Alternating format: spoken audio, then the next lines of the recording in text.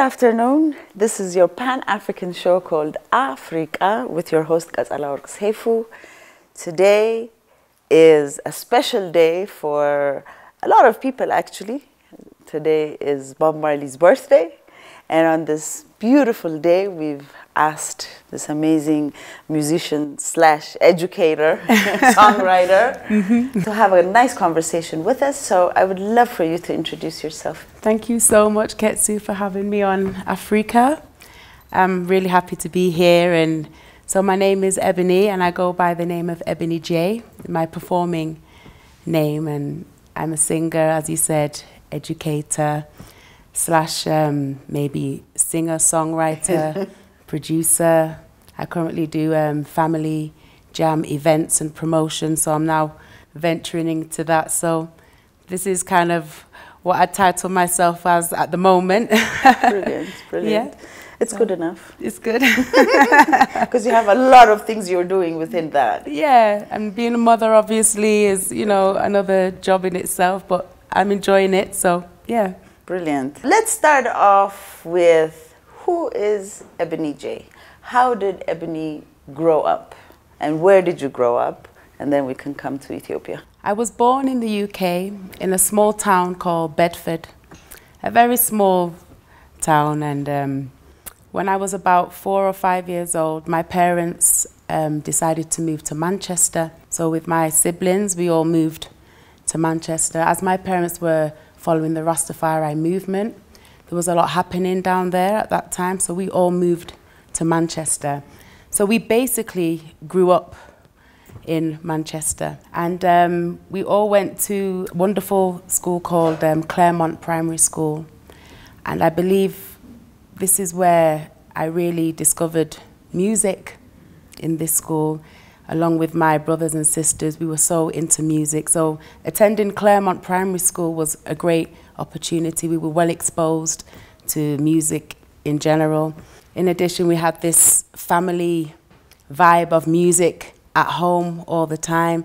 So if you could imagine my life, it was very musical. I had a lot of Rastafarian people around me, so I heard a lot of reasoning and things. But I'm growing up in the streets with the regular kids, so you know, I really enjoyed my childhood. I have to say, you know, we didn't have all the phones and the TVs to kind of entertain us, so we were quite creative. We would make things, we'd go out on the streets, and we'd really play and get to know one another as people. And through this, we got to meet lots of different like-minded musicians, young kids, you know, so we really had a nice connection growing up in our community. I loved singing and rapping and beatboxing with my brothers and sisters at home, in the house. You know, if you ask me what my childhood looked like, it looked like a lot of drama, talent shows in the house. Mum and Dad watched this. All 4 of us would go into the bedroom and, you know, we'd start beatboxing and making up songs in the house, and we were always just really creative. Now and then Mother and Father might get involved, you know what I mean, and just jam with us. So in our family, we would all come together, sometimes in the bedroom, or we used to have this little den area under the stairs, and we would sit down and literally make music together, brothers and sisters. I would do some singing. My older brother Vivian, an amazing rapper. You know, he was really inspiring growing up, having that older brother to look up to. And then I have another brother called Nathaniel, Natty. I'm sure you'll get to hear about him in Addis very soon. You know, he's also a wonderful kind of rapper slash entertainer. He carries a vibe. And I've sung with my sisters, both of my sisters, Esther and Elisha. And I've also performed with my mother. So we're a real musical kind of a family. So growing up, that was something that we embraced, and it really, really made us who we are today in that aspect, you know. That is beautiful. I would have loved to be a fly on the wall. Yes. To see all that excitement in yeah, we were wild. We were wild, but we were free, and we loved music. And I played steel pans in school, and We got to perform on the school benches outside, and you know, we were always entertaining ourselves. We were destined for something in music, for sure, you know. My childhood in music, I can't really have asked for anything better in terms of the exposure I had and all the opportunities that were available to me growing up. So part of my life was, That's beautiful. Thank I'm you. glad to hear that. So now going from that, you went into high school, and then you went into college. Yeah. So what did you take in college? What did you decide to actually study? It's funny because when I finished high school, my passion was music, singing, playing my trumpet, whether it was in music production. I knew I just wanted to do music, and my parents were very supportive of my decision. So I found a great college that was specified for the arts of music and performing arts. It was called Arden City College. Currently it's called Manchester City College now. So as I was going through my application process, I would sit and speak with my mum, and she would advise me, you know, always have something else other than just the music. So I was thinking, okay, what would I do? What could I do to balance this out? So I'll always have music, but I'll always have something I can turn in income. It was kind of like that thought process at the time. So with that thinking about the little work experience I had in high school, education seemed the kind of direction I wanted to go in.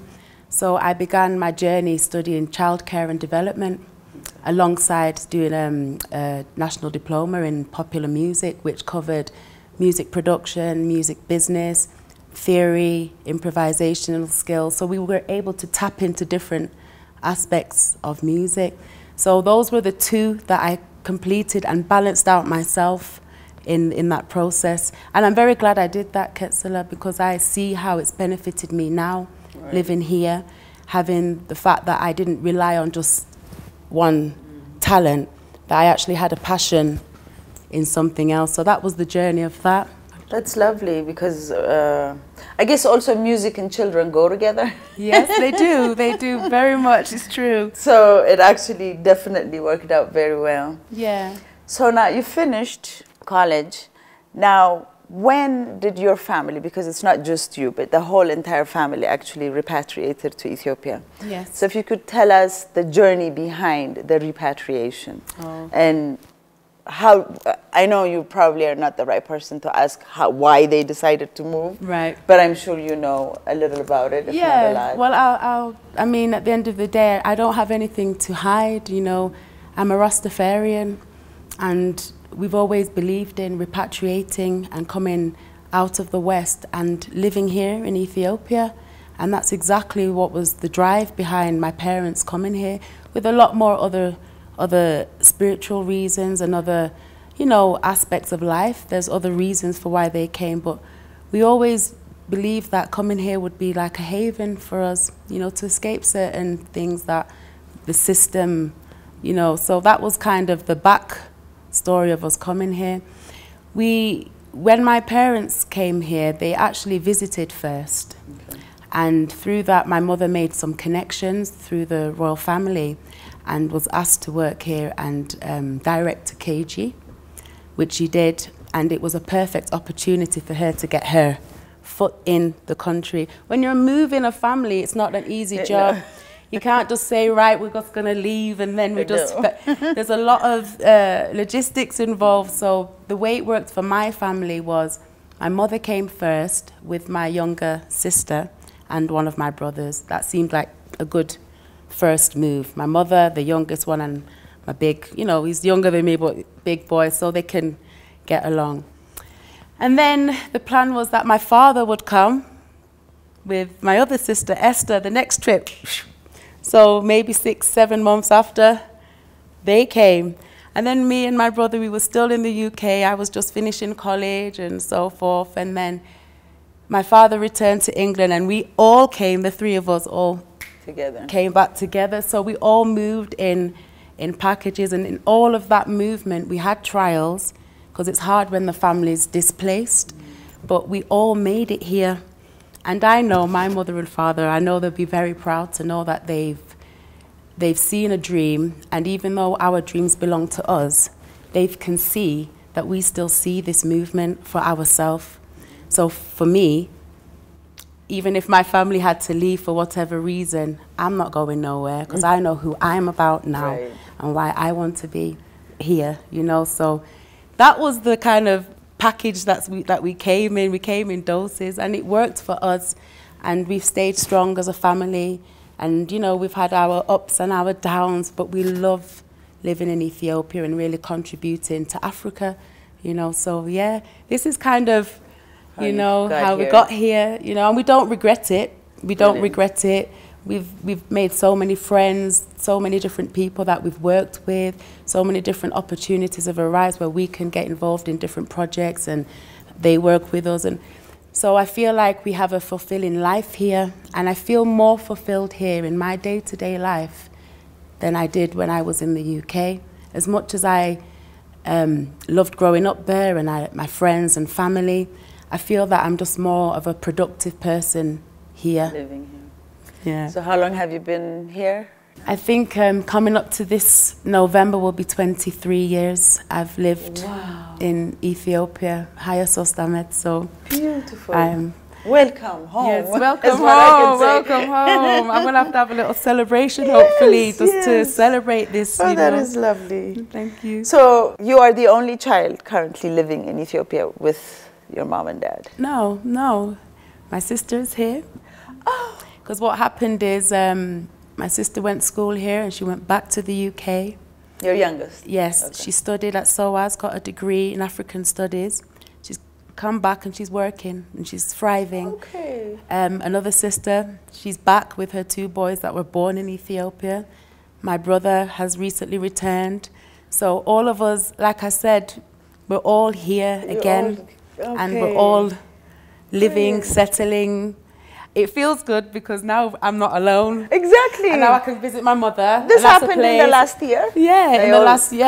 Kind of came back? Together, yes. Yeah. I can go visit my brother, different scenery. So they can visit me. I can visit my sister who recently had a baby. So I feel like, okay, my family is actually here. You know, I got a few friends who have come over now to settle, friends that I know from back in Manchester. Wow. So that's great. So when you have these people around you and your family, you feel like, where do I need to be? Everything is here that I need, you know. That's lovely. Congratulations. Yeah. So we're going to invite one of your songs. Okay. And if you could tell us a little bit of how you decided to make this music, this video. It's the Africa Unite one. Africa Unite. Yes. Okay. Ooh, so inspiration. Bob Marley, obviously. Bob Marley's one of them. Actually, there was an Africa Unite concert here. It was around Mescal Square. There was this was the celebration of his 60th birthday. Yeah, so it was quite a while ago. It was so about 18. Oh gosh, so you see how the time split. It was been a minute. So we had the opportunity to take part in this event. I got the chance to meet Rita Marley and Marcy Griffiths, Judy Mowat, Horace Andy, and we met the brothers, and we were working with Sydney Salmon and the Imperial Majestic Band at that time. So the band was backing some of the musicians which had come from Jamaica and wherever to do this grand concert. I just had this feeling that I needed to write something in honor of him and in honor of unity. So I wrote Africa Unite, and obviously Bob Marley has his own Africa Unite. Exactly. But the words Africa Unite belong to everybody. Yeah. So I had my own song entitled Africa Unite, and it was something that I wrote just in time to perform. So I got the chance to perform this song. The show moved to Nazareth also, so there was a show. I got the chance to perform it there, and I had dancers with me at this time. So it was really about trying to really have a relatable song at that time, and something that we can all kind of enjoy, because we mentioned all countries most of the countries in Africa. It's a message about unity, and it's something that will never go old. And I hadn't had a song about African unity, so this really kind of pushed me like we got a show, it's about African unity. Ebony, you have to have a song about Africa Unite. This is the time. I had a lot of great response from the AU. They really liked the song and we're hoping to do something with that in the future. So we'll see how that goes. So yeah, that's kind of how that came along. As you can well know right now, it is much needed. It is much needed, yes, for so sure. It would never go out of style. Never go out of style. No, definitely not.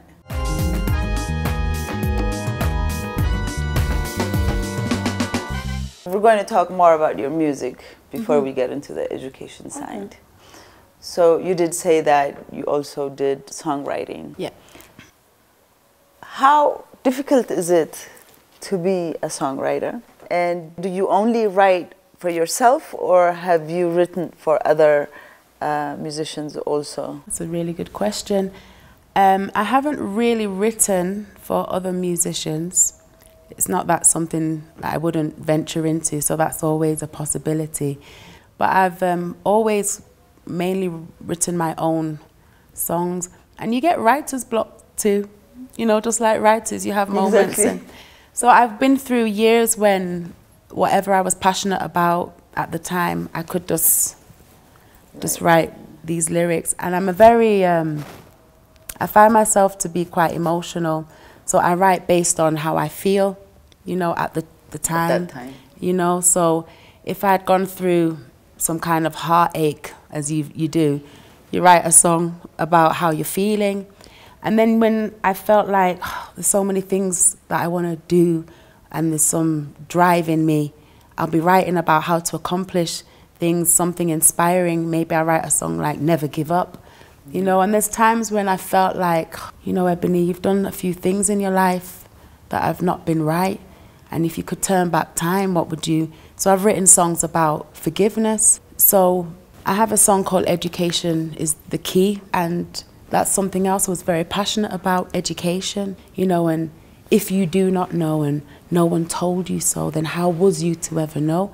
We need to talk about things like this and education. So I get on, I'm like writing about education. So I've gone through those moments. Then I've got those happy songs where you just want to not have too much to penetrate and it's just free songs, you know, just enjoyment songs where you can casually listen to. But I always find that in my writing, I always try to remain positive in my lyrical content.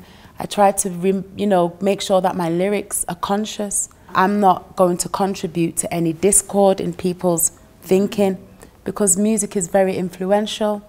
And I don't want to be somebody who has guided somebody in a wrong direction. And I think as a writer, I try to be very mindful of that. Even sometimes I might write something and show it to my husband and he might say, you may understand this one way, Ebony, but others may. Others might not. So you've got to be mindful of those things. But I sing from my heart. I write the lyrics from my heart. There's been times when my husband supported me with some lyrics when I'm getting this block, like, what shall I do here? Because I know what I want to say, but I don't know how to palette it quite right. And then my husband, also being an educator, will support me. So he's helped me to write too. It's challenging to write sometimes. You're an educator. Yeah. Now, since you decided to become one, how has your journey been? Did you ever actually teach in London or did you come straight here and then you got into it here? So I had about a year work experience in a primary school called St. Anne's Primary School in the UK. And obviously I did tutoring and child minding, but really my real hands-on kind of experience came in Ethiopia. Again, like I mentioned, with my mother being here, she had a KG already running. So as soon as I came in, I was straight into work, learning firsthand, obviously taking the knowledge I'd got from my childcare and development. My mother being an educator, I was able to see a lot of what she does and how she manages things, you know, and how to deal with children, how to deal with parents, how to deal with the office. And we were at a very small level at that time. And I just continued working and growing at different schools. I worked at Dandibora School for a time. One of the first private schools I worked at was Kebede Mikel Academy for 4 years. And That was a really good experience. I worked at Brass Youth Academy for a short time. My longest stretch was at the New English Private School, NEPS, and I was there directing the KG division for 12 to 13 years. I gained so much experience during that time, and I did a lot of online studying, and I believe it's important to add tools to our profession. Right. So although I'm teaching and I'm learning, I'm always upgrading myself, going on different courses and trying to be up to date with the teaching technologies that we need. And it does change, right? It changes. It always changes. It has to change.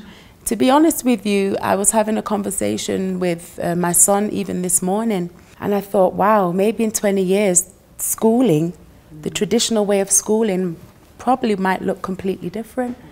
You may not need to enter a classroom to learn maths. You may be just able to go online and have a virtual maths teacher. People are learning how to learn. Teaching the traditional way may become redundant, but we don't want that. No. Because it's still important that our children have a social development and interaction, real world stuff. So we're going to have to really review how we look on traditional education and how we can move with the times. You know, it's not about just modern, but we've got to move. Yeah, you just modify it. Move with the times. Yeah, but I'm learning this through my work experience here. And the good thing is I'm coming from an international educational background, and now I'm working in the Ethiopian system also. So I'm getting to see both sides of the coin. And right now I'm trying to see how I can find a way to really balance this, Is it very different? Yeah, I would say it's different in the sense of how things are done. It's not different in the sense of, for me, the content. Yeah. What you're teaching the students, what you need them to learn, it's kind of the same all the world. You know, people talk about this curriculum's not good and this curriculum's not good, and sometimes we don't really know what we're talking about. When you look at a curriculum framework, it's basically showing you the objectives and the benchmarks of and the things that the students need to cover by age, by grade. On average, you'll find this in all countries. What's different is the way it's taught, the facilities that are provided, the teachers, you know, from the different countries, how are they trained? What's the requirements of your teachers to enter into a school to teach in your country? How does it work in this country? You know, I was told by a German friend who is a teacher also. He's a music teacher. And he said to me, in Germany, the lower primary, kindergarten, primary school teachers, apparently they're not employed unless they can play an instrument or sing. Whoa. But that makes sense to me. That is lovely. Because if you're working with young children, it makes sense that you should be able to sing and play an instrument, because you want that for them. So you're going to sing some rhymes with your kids, you're going to teach them about poetry, and so these kind of things kind of made sense. And then there were other institutes I've heard where their teachers that are employed are all parents only. They're educators, but they're actually parents. So I thought, wow, you don't have to have children to be a teacher, but it also makes sense for them because they've got compassion, because they know what it's like to have a child. So when they're dealing with other children, they can visualize how they're dealing with their own, and would they like that for them? So every country has different ways. So we want to look at how we're doing it. So Ethiopian is still got their own style, you know, which is very different to other countries, you know. And I think there's work to be done. I was just going to come to that. I was like, if you had to change, or if you had to add, not really specifically change, but if you wanted to add in our curriculums, and especially because you're in the primary, it makes it even that much more important. Yeah. What would you add and what would you take away? Yeah, so for the primary division, I guess I'm working in that. So I feel like more than changing a curriculum or something, I feel my addition or my contribution would be to train teachers, you know, give them the pedagogy they need, give them the resources, the teaching practices that they need. Because a good teacher can teach in an empty room, to be honest. And then if you have all the resources to supplement it, that just makes it extra, extra special for the kids. So I feel that in our country, with the resources we have and where we're at with education, I feel my addition would be to really work on teacher training practices, you know, how to really give a subject in a variety of ways that really touches all different intelligences and all different kinds of learners, to have a variety of teaching styles where we can confidently say, this child didn't miss out, this child didn't miss out, this child didn't miss out, because I know that I covered all different aspects. And I feel that once we give that kind of to our teachers, a lot of magic will take place. So whether a school's got money and good funding or not, I feel like I would want to give that to the teachers, because then the curriculum will flourish. Right. It's like a hospital. You can't really judge the hospital. You have to look at the individuals working there. You find some good surgeons who are quite passionate. You have some who don't take the job as seriously or not as informative as you would like them to be. And the same with schools. You've got extremely passionate teachers.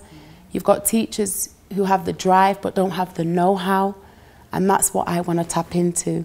Those who are passionate, they have something to contribute, and I want to give them some support in how we can really do that. That is very well said. You know, when you said that you've worked a lot in private schools, Yeah. I feel like that is actually needed more in the public schools as well. Even though the private schools need that too, but I feel like the public ones would really benefit getting the teacher trainings. They would. I've visited a few schools, and yeah, the classrooms have been quite full, you know, and I wonder, how are they really learning? You know, how are they focusing? How can the teacher really give a genuine assessment or a genuine report or any feedback on that child?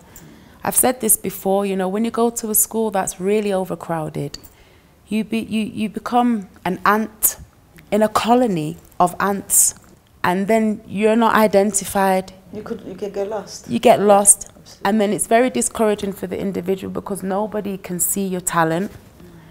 Nobody can really facilitate your ideas. You're in this setting where you just have to receive what you can. And again, those teachers may not have all the styles to cater to all the learning needs. So definitely agreement with you. The government schools would really need a lot more of this. Like I said, even in an empty classroom, great magic can happen if you're creative in your teaching, you know, and yeah. Why did you choose primary? I didn't choose. It just came to me. It just came to you. Brilliant. I can't say one is harder than the other. No. Because I'm sure they're all in their own way hard. Because teaching, as a teacher, I think being a teacher in itself is a very hard job. It's a hard job. I'll say I've been doing some training with at ICS school on professional learning communities. And there is a trainer, he came from the States, his name's Dr. Anthony Mohammed. Now when he starts his open keynote speech or whatever, he would say to the audience, you know, is there any KG elementary teachers in this audience today? And he'll have a few hands like, yeah. He goes, I just want to take my hat off to you, because the work you do, and, you know, people don't realize. And I mean, he made a joke at the time. He said, you know, one day I had to go into this classroom. I had to cover for a teacher, and there's kids crying, and this person's got issues. And he said, by the end of it, I was crying. And he said, I have to take my hat off to these educators, because there is this feeling that, oh, you teach young kids, so your level of education is not as advanced. I say, we're taking kids who don't know nothing in terms of what we're about to teach them, and we get them ready for you. When they reach you, they're speaking. When they reach you, they've got the foundations of maths. When they reach you, they've got the foundations of science. When they reach you, they've got the foundations of character. Do you know how hard it is to teach a child who doesn't know how to tell the time on an analog clock, who speaks know English. Exactly. That's a skill. How do you do that? So I find that elementary teachers are more challenged. Absolutely. Especially when you're dealing with teaching in English, I guess, for some subjects, for second language. It's hard. You have to really think, okay, how can I do this? How can I make examples of it? What imagery do I need to do? Do I need to include some drama and role play? And so all these things you can do. Exactly. But you know what I've come to learn, because I've worked with older students too. So I've worked grade 7, 8. I've taught science up to grade 4. So one thing I've learned is most of the techniques run through all grades. You just age appropriatize them. You know, what works for grade 1 will work for grade 12. You're not obviously going to speak to them the same manner. Exactly. But you're going to have the same idea, because they're still children at the end of the day, and they like to learn in a fun and engaging environment. So it is challenging, but primary teaching chose me, and I found that I enjoy working with that age group. And they give you so much joy. Thank you. They make you feel so happy. I can come into school not with the best mood one day, because we're human. And the kids, as soon as I enter a compound, Miss Ebony, and I've got all these belly hugs coming from left, right, and center. And, sometimes I have to brace myself so I don't fall down. And they really uplift you and change your whole spirit for the day, So working with those young children, I'm not saying the old children don't have it, but there's an innocence in, you know what I mean? And the young ones, and they absorb everything like sponges. And so, yeah, a great age to work with. And so tell us about the school that you are in currently, and how you like what you are doing in this setting versus the setting you were in before. That's a wonderful question. It makes me smile. I know, I saw that. It makes me smile to take some water. I'm currently working at Lubawi International Academy, and first of all, I want to say that it's an amazing, amazing school with amazing teachers and faculty and amazing philosophy, and they're very true to what they believe in, and the kind of education they're trying to administer to the students of today. So I feel like it's a real privilege to be a part of that school, and I hope in the future to see amazing things coming from Lubawi International Academy. They're really making waves.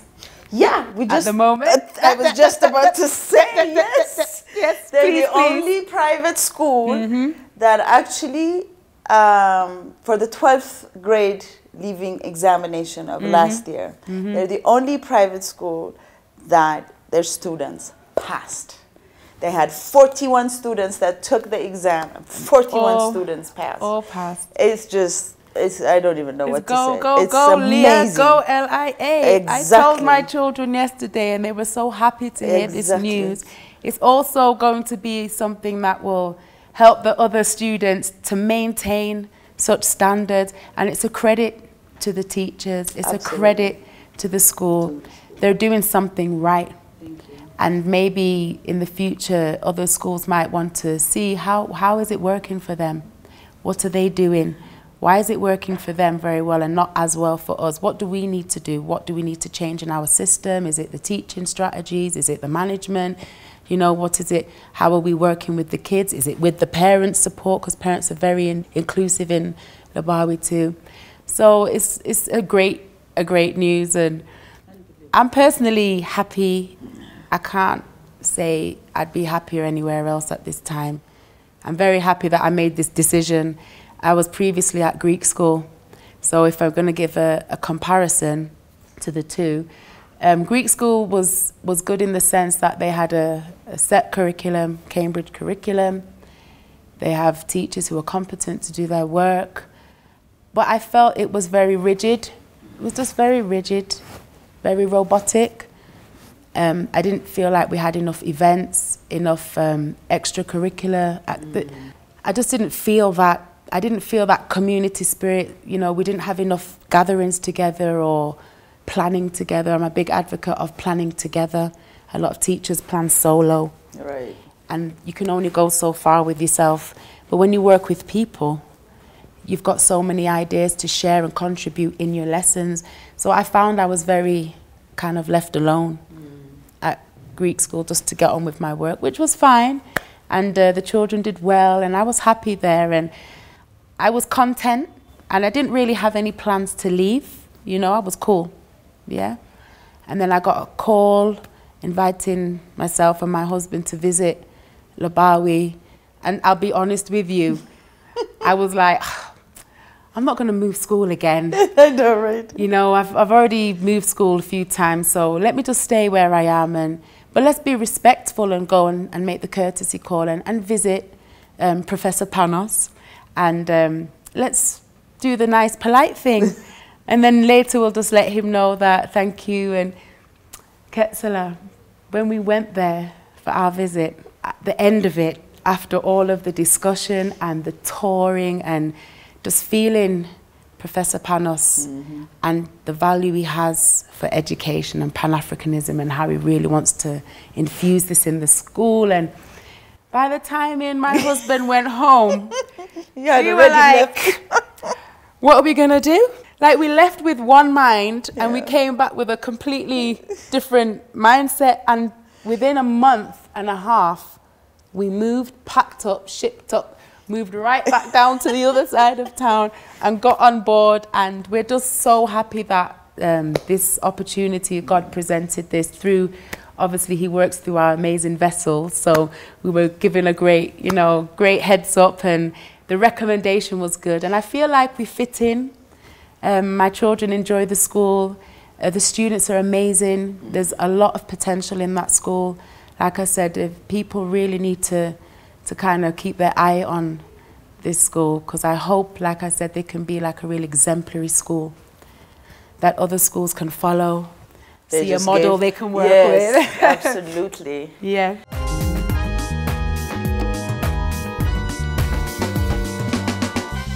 Bob being Bob, we're going to be celebrating his birthday today. Yes, indeed we are.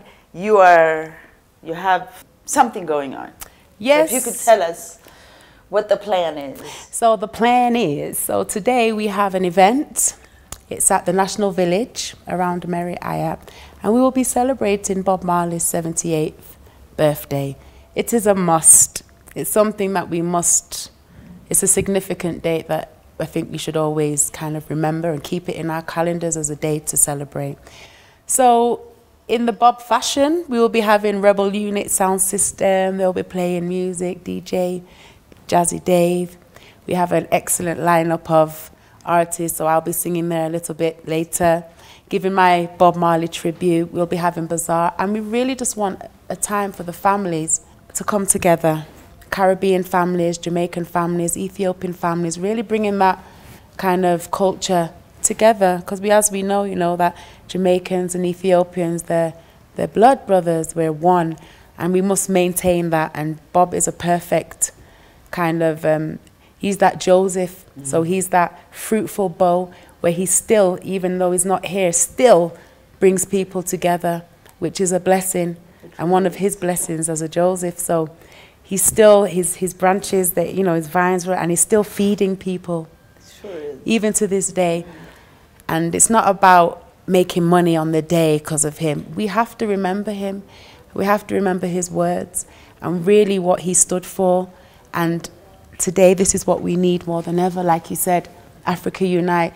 So it's really just coming together and enjoying that family jam. And so, yeah, that's Being together. Being together and celebrating and bringing cultures together. We'll have Caribbean food there, so people can get to taste some jerk chicken. And, you know, we've got some teenagers. We have a showcase called Teens with Talent, again, being in education. Why not highlight the youths and showcase their talent and give them a platform? So this is a nice way for us to come and learn about his music, talk to other Rasta people and Caribbean people, as well as African diaspora, bringing us together, you know. So I know it's going to be an amazing event today for sure. Definitely will. Thank you. Definitely will. Happy birthday, Bob. Happy birthday, Bob. Yeah. Thank you for being born.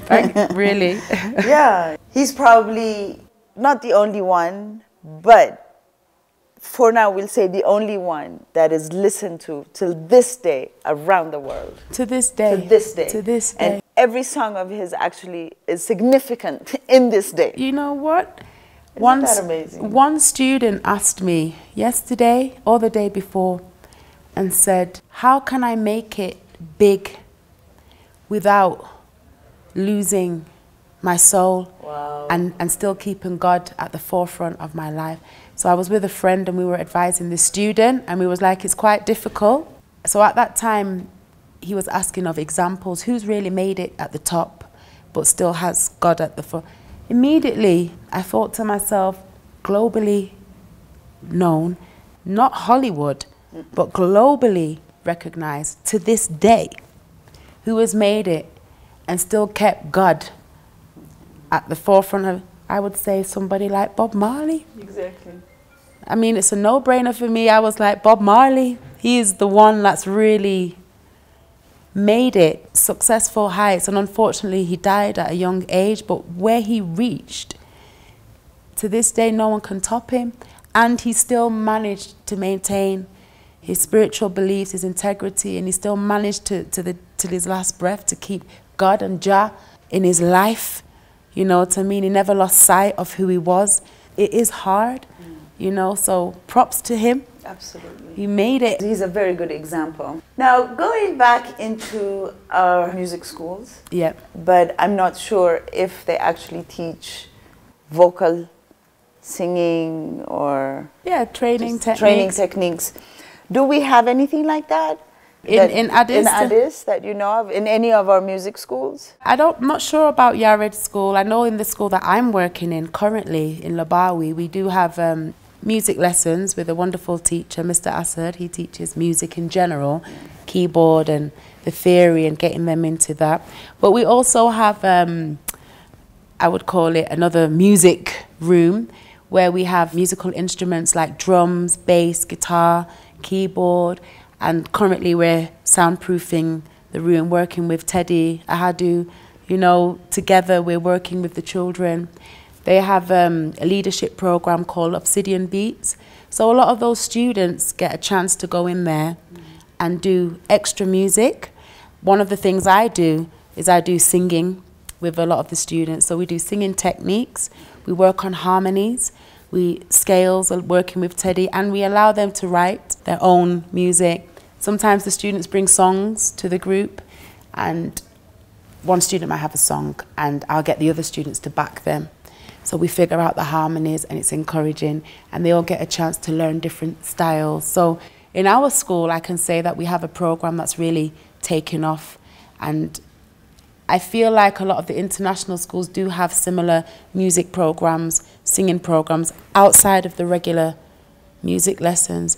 But I'm yet to find, I've not yet heard, I'm not saying there isn't, but I'm yet to still find if there is any vocal singing kind of classes here. It would be interesting, because it's time if we didn't. I know. Do people come to you? Yes. Do you actually do that on the side? Yep, I do. Okay. On the side, I've done that. Okay. So that's good to know. I've been scouted out even for ICS. They've had dramas and musical productions that they've done. So they've asked me to come in and privately work with a few singers who may have solos and might need to work on breath, projection, really how to execute their songs so it really does justice to this musical. You know, when you have a musical production, there's a lot of things in play. And sometimes you have to take this person aside and just work with them. So that's what I would do. And yeah, I've just given private lessons for students who just want to learn. How important do you think music is to be added as one of the curriculums, not as a side gig, not an after-school program, but added in the curriculum where every student, whether they're in the public or in private school, actually has the chance to go through music? It has to be done. It's so important. I can't Someone told me we don't call them extracurricular activities because we don't see them as extra. This is the word we use in the world so we understand. But music should be treated the same as any of the other subjects, science, if not more. You know, because this is where they'll get the chance to present, build their confidence, have a place for their mind to explore.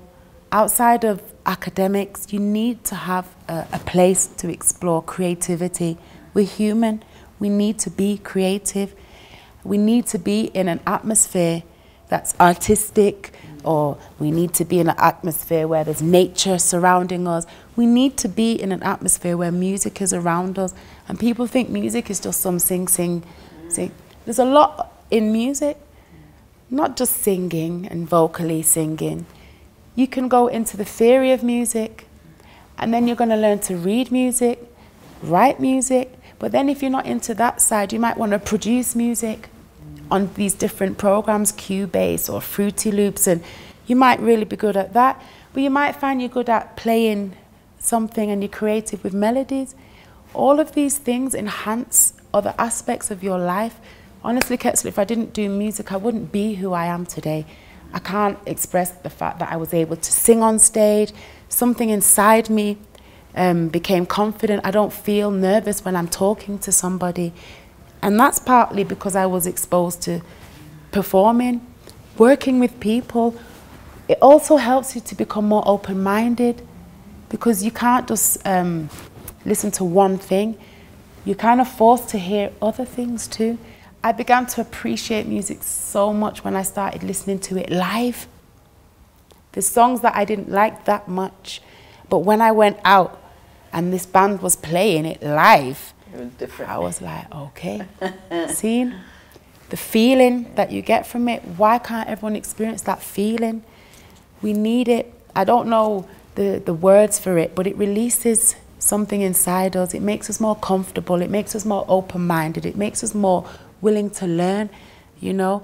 And there's maths involved in music. There's timekeeping involved in music, you know. There's words, Italian words and terminologies if you really want to study I mean, there's so many aspects, musical writing, rhythmic, rap and poetry, and there's just so many, music business, music history, music production. Music covers so much. Why not make it just as equal? Why don't parents see that? Why don't schools see that? Why don't educators see that? Because where we came from, it was standard. Exactly. Standard. Very, very standard. Like I mentioned to you, some teachers are employed as long as they can still sing or play. Why? It's standard.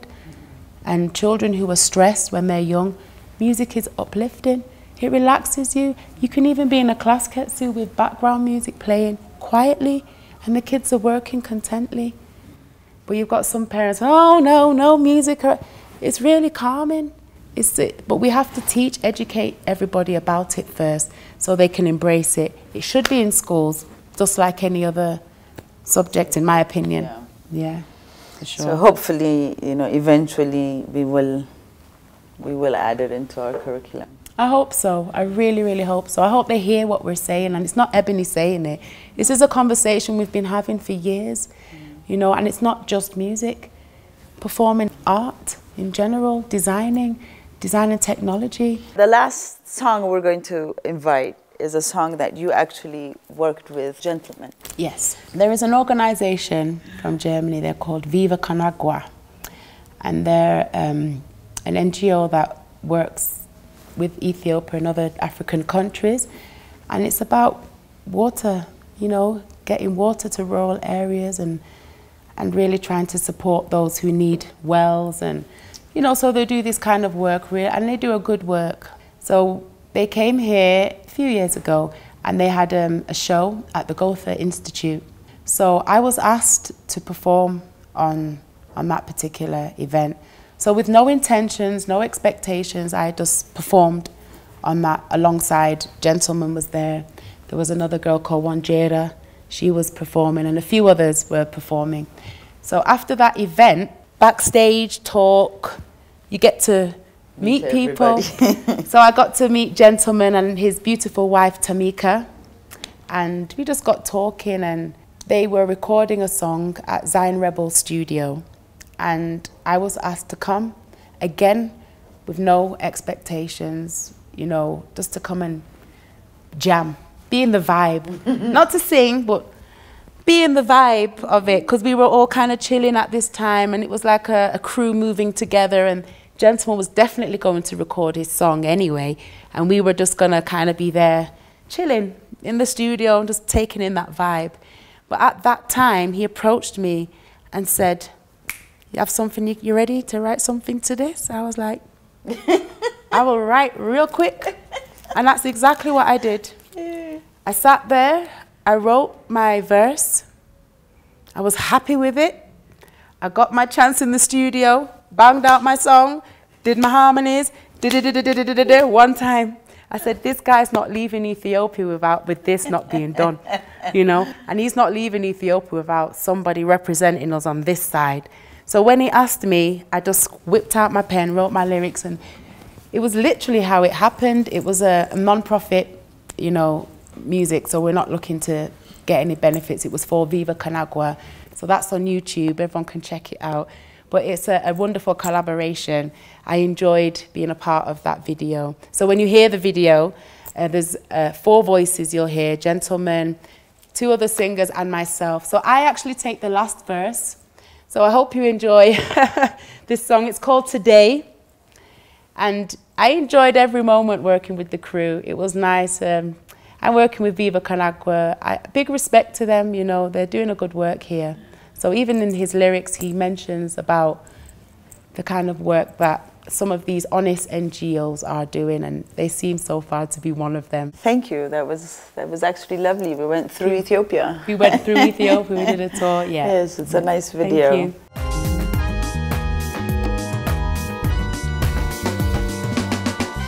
Thank you very much for tuning in. This is your show Afreeqa with your host Qatsalaorq Seifu. Today our wonderful guest was Ebony J. We'll see you next week. Thank you.